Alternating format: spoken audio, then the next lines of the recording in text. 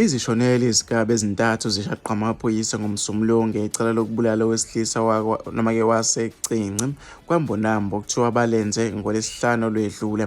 Ngokusho kokhulumela amaphoyisa uZinatali Colonel Robert Nesitunda uthe abasolwa babanjwe eMlazi eThekwini ngase-Highfields eXhopo.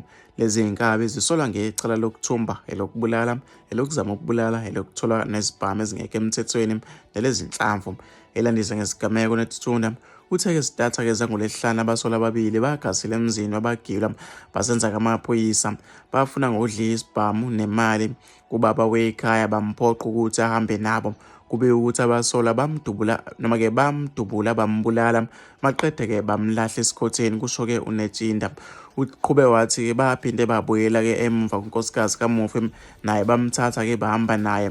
Yena-ke wathola ilahlwe-ke endaweni yaseMposa enenxeba-ke lokudutshulwa ebusweni. Waphuthunyiswa-ke emtholampilo oseduze, kusho-ke uNetshunda. Udalule ukuthi-ke abasolwa bathole-ke nezibhamu ezintathu nezinhlanu uveze ukuthi nemoto ababebaleke ngayo nayo-ke itholwe-ke kubona. Umthombo ucele-ke ukuthi igama layo lingadalulwa. Uthe-ke umufi ubengumuntu obezihlalele ekhaya njengoba-ke esenesikhashana athatha kumhlalaphansi.